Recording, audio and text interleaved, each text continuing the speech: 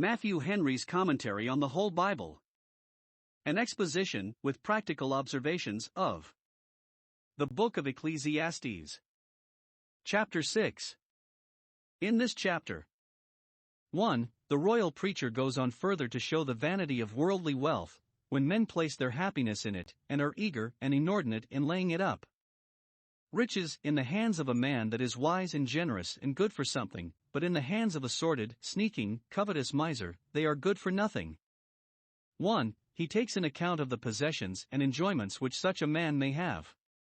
He has wealth, verse 2, he has children to inherit it, verse 3, and lives long, verses 3 and 6. 2. He describes his folly in not taking the comfort of it, he has no power to eat of it, lets strangers devour it, is never filled with good, and at last has no burial, verses 2 and 3. 3. He condemns it as an evil, a common evil, vanity, and a disease, verse 1, 2. 4. He prefers the condition of a stillborn child before the condition of such a one, verse 3. The stillborn child's infelicity is only negative, verses 4 and 5, but that of the covetous worldling is positive. He lives a great while to see himself miserable, verse 6. 5. He shows the vanity of riches as pertaining only to the body, and giving no satisfaction to the mind, verses 7 and 8, and of those boundless desires with which covetous people vex themselves, verse 9, which, if they be gratified ever so fully, leave a man but a man still, verse 10. 2. He concludes this discourse of the vanity of the creature with this plain inference from the whole, that it is folly to think of making up a happiness for ourselves in the things of this world, verses 11 and 12. Our satisfaction must be in another life, not in this. Ecclesiastes 6 verses 1 to 6. Solomon had shown, in the close of the foregoing chapter, how good it is to make a comfortable use of the gifts of God's providence. Now here he shows the evil of the contrary, having and not using, gathering to lay up for I know not what contingent emergencies to come, not to lay out on the most urgent occasions present. This is an evil which Solomon himself saw under the sun, verse 1. A great deal of evil there is under the sun. There is a world above the sun where there is no evil, yet God causes his sun to shine upon the evil as well as upon the good, which is an aggravation of the evil.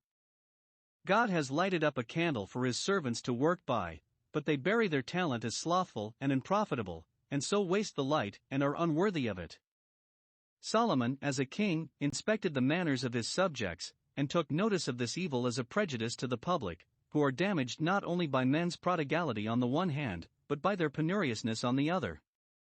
As it is with the blood in the natural body, so it is with the wealth of the body politic. If, instead of circulating, it stagnates, it will be of ill consequence. Solomon as a preacher observed the evils that were done that he might reprove them and warn people against them. This evil was, in his days, common, and yet then there was great plenty of silver and gold which, one would think, should have made people less fond of riches.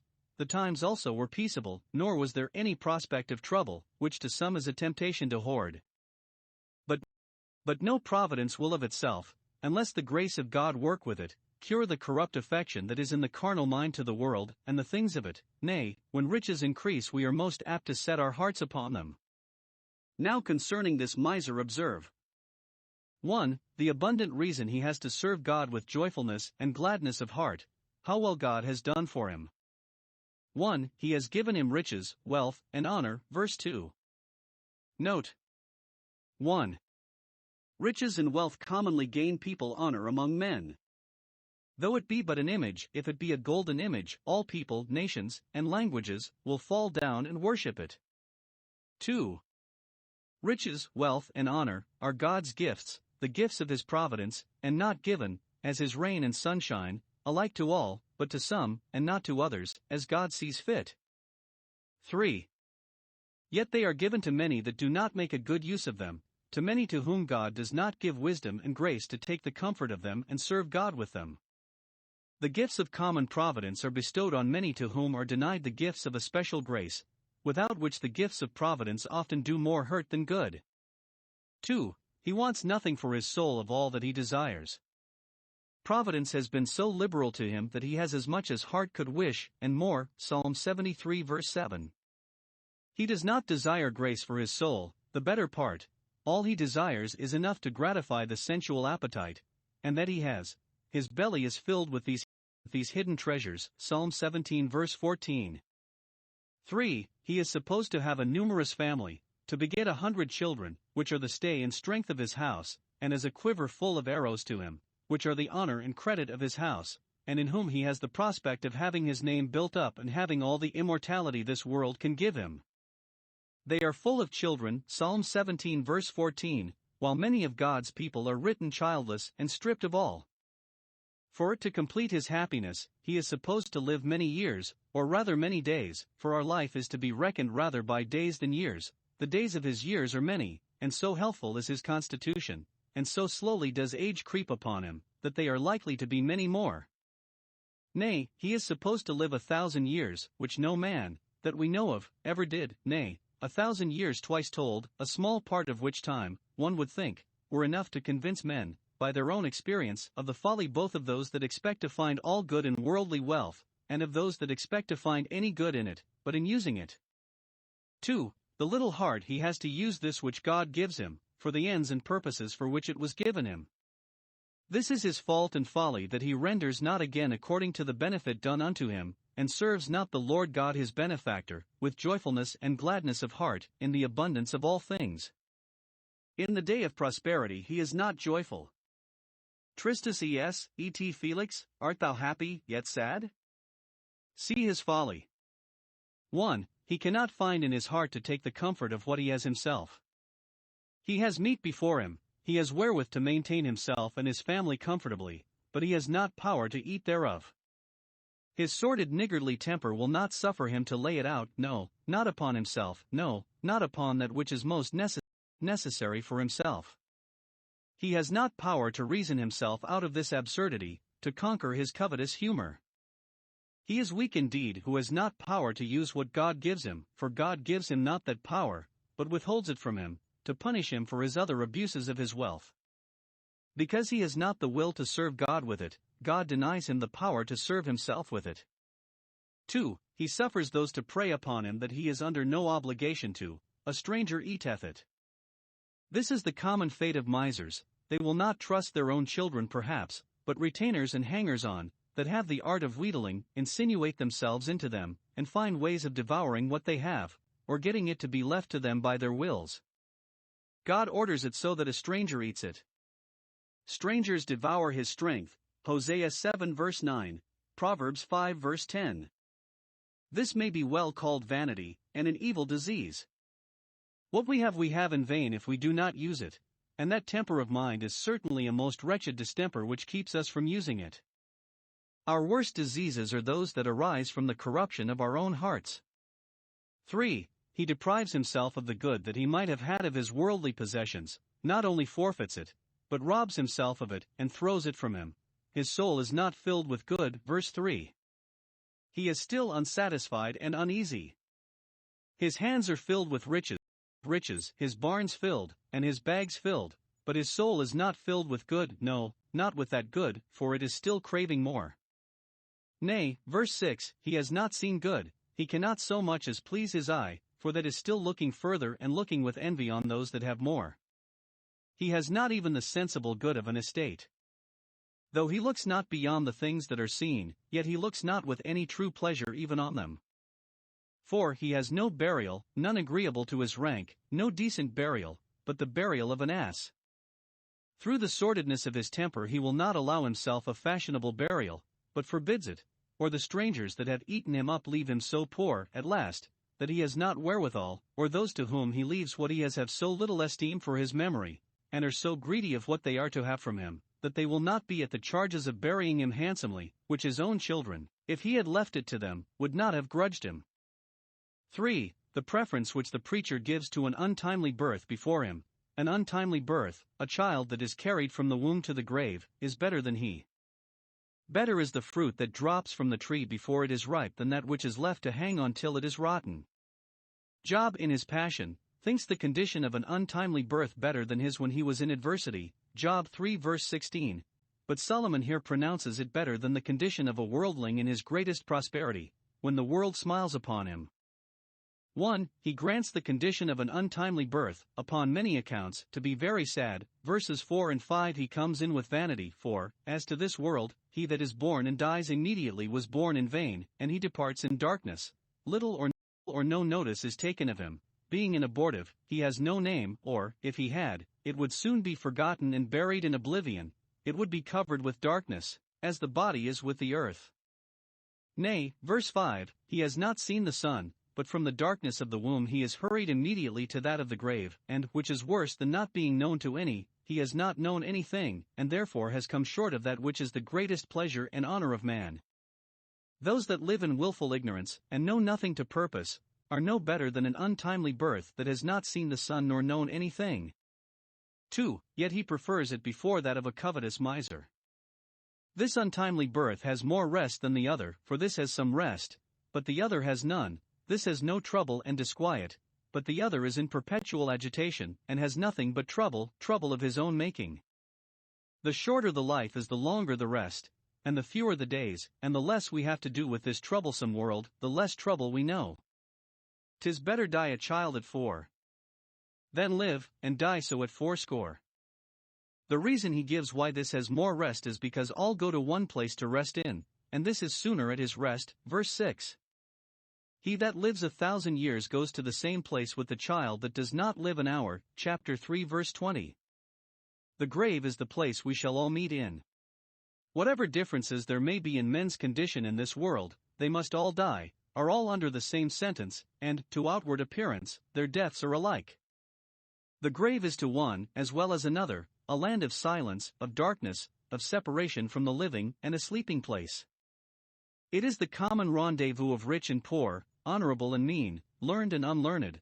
The short-lived and long-lived meet in the grave. Only one rides post thither, the other goes by a slower conveyance. The dust of both mingles, and lies undistinguished. Ecclesiastes 6 verses 7 to 10. The preacher here further shows the vanity and folly of heaping up worldly wealth, and expecting happiness in it.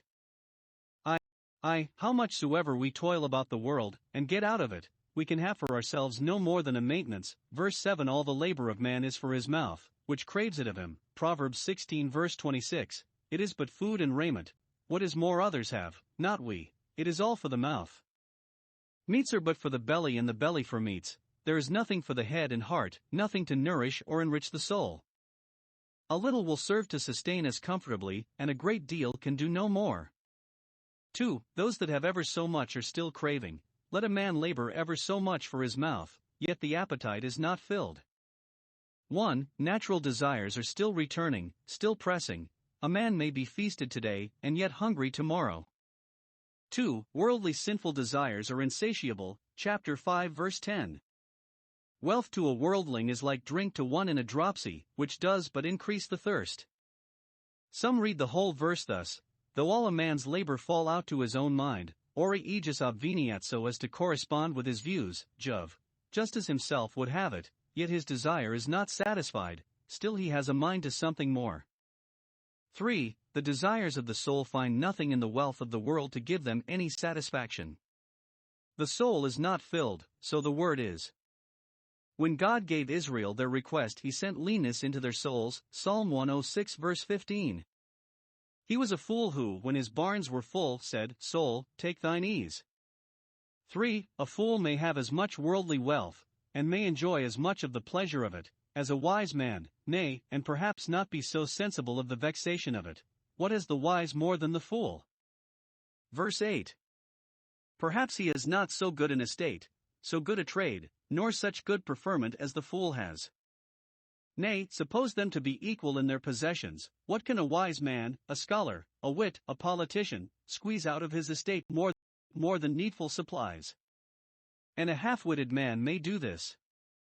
A fool can fare as well and relish it, can dress as well, and make as good a figure in any public appearance, as a wise man, so that if there were not pleasures and honor peculiar to the mind, which the wise man has more than the fool, as to this world they would be upon a level. For, even a poor man, who has business, and is discreet, diligent, and dexterous, in the management of it, may get as comfortably through this world as he that is loaded with an overgrown estate. Consider what the poor has less than the rich, if he but knows to walk before the living, knows how to conduct himself decently, and do his duty to all, how to get an honest livelihood by his labor, how to spend his time well and improve his opportunities. What is he? Why, he is better beloved and more respected among his neighbors, and has a better interest than many a rich man that is griping and haughty. What is he? Why, he has as much of the comfort of this life, has food and raiment, and is therewith content, and so is as truly rich as he that has abundance. 5. The enjoyment of what we have cannot, but be acknowledged more rational than a greedy grasping at more. Verse 9. Better is the sight of the eyes, making the best of that which is present, than the wandering of the desire, the uneasy walking of the soul after things at a distance, and the affecting of a variety of imaginary satisfactions. He is much happier that is always content, though he has ever so little, than he that is always coveting, though he has ever so much. Chapter. We cannot say, better is the sight of the eyes than the fixing of the desire upon God, and the resting of the soul in him. It is better to live by faith in things to come than to live by sense, which dwells only upon present things. But better is the sight of the eyes than the roving of the desire after the world, and the things of it, than which nothing is more uncertain nor more unsatisfying at the best. This wandering of the desire is vanity and vexation of spirit. It is vanity at the best, if what is desired be obtained, it proves not what we promised ourselves from it, but commonly the wandering desire is crossed and disappointed, and then it turns to vexation of spirit. 6. Our lot, whatever it is that which is appointed us by the counsel of God, which cannot be altered, and it is therefore our wisdom to reconcile ourselves to it and cheerfully to acquiesce in it. Verse 10. That which has been, or, as some read it, that which is, and so likewise that which shall be, is named already. It is already determined in the divine foreknowledge, and all our care and pains cannot make it otherwise than as it is fixed. Jacta est alia, the die is cast. It is therefore folly to quarrel with that which will be as it is, and wisdom to make a virtue of necessity. We shall have what pleases God, and let that please us. 7. Whatever we attain to in this world, still we are but men, and the greatest possessions and preferments cannot set us above the common accidents of human life. That which has been, and is, that busy animal that makes such a stir and such a noise in the world, is named already. He that made him gave him his name, and it is known that it is man, that is his name by which he must know himself, and it is a humbling name. Genesis 5 verse 2. He called their name Adam, and all theirs have the same character, red earth. Though a man could make himself master of all the treasures of kings and provinces, yet he is a man still, mean, mutable, and mortal, and may at any time be involved in the calamities that are common to men. It is good for rich and great men to know and consider that they are but men. Psalm 9 verse 20. It is known that they are but men, let them put what face they will upon it, and, like the king of Tyre, set their heart as the heart of God. Yet the Egyptians are men, and not gods, and it is known that they are so. 8. How far soever our desires wander, and how closely soever our endeavors keep pace with them, we cannot strive with the divine providence, but must submit to the disposals of it, whether we will or no. If it is man, he may not contend with him that is mightier than he. It is presumption to arraign God's proceedings, and to charge him with folly or iniquity, nor is it to any purpose to complain of him, for he is in one mind, and who can turn him? Elihu pacifies Job with this incontestable principle, that God is greater than man. Job 33 verse 12, and therefore man may not contend with him, nor resist his judgments, when they come with commission. A man cannot with the greatest riches make his part good against the arrests of sickness or death, but must yield to his fate. Ecclesiastes 6 verses 11 to 12. Here, 1. Solomon lays down his conclusion which he had undertaken to prove, as that which was fully confirmed by the foregoing discourse. There be many things that increase vanity. The life of man is vain, at the best, and there are abundance of accidents that concur to make it more so, even that which pretends to increase the vanity and make it more vexatious. 2. He draws some inferences from it, which serve further to evince the truth of it. 1. That a man is never the nearer to true happiness for the abundance that he has in this world. What is man the better for his wealth and pleasure, his honor and preferment? What remains to man? What residuum has he, what overplus, what real advantage, when he comes to balance his accounts? Nothing that will do him any good or turn to account. 2. That we do not know what to wish for, because that which we promise ourselves most satisfaction in often proves most vexatious to us. Who knows what is good for a man in this life, where everything is vanity, and anything, even that which we most covet, may prove a calamity to us. Thoughtful people are in care to do everything for the best, if they knew it, but as it is an instance of the corruption of our hearts that we are apt to desire that is good for us which is really hurtful, as children that cry for knives to cut their fingers with, so is it an instance of the vanity of this world that what, according to all probable conjectures, seems to be for the best, often proves otherwise, such is our short-sightedness concerning the issues and events of things, and such broken reeds are all our creature confidences. We know not how to advise others for the best, nor how to act ourselves, because that which we apprehend likely to be for our welfare may become a trap. 3. That therefore a life upon earth is what we have no reason to take any great complacency in, or to be confident of the continuance of. It is to be reckoned by days, it is but a vain life, and we spend it as a shadow, so little is there in it substantial, so fleeting, so uncertain, so transitory is it, and so little in it to be fond of, or to be depended on. If all the comforts of life be vanity, life itself can have no great reality in it to constitute a happiness for us. 4. That our expectations from this world are as uncertain and deceitful as our enjoyments are. Since everything is vanity, who can tell a man what shall be after him under the sun? He can no more please himself with the hopes of what shall be after him, to his children and family, than with the relish of what is with him, since he can neither foresee himself, nor can any one else foretell to him, what shall be after him. Nor shall he have any intelligence sent him of it when he is gone. His sons come to honor, and he knows it not. So that, look which way we will, vanity of vanity, all is vanity.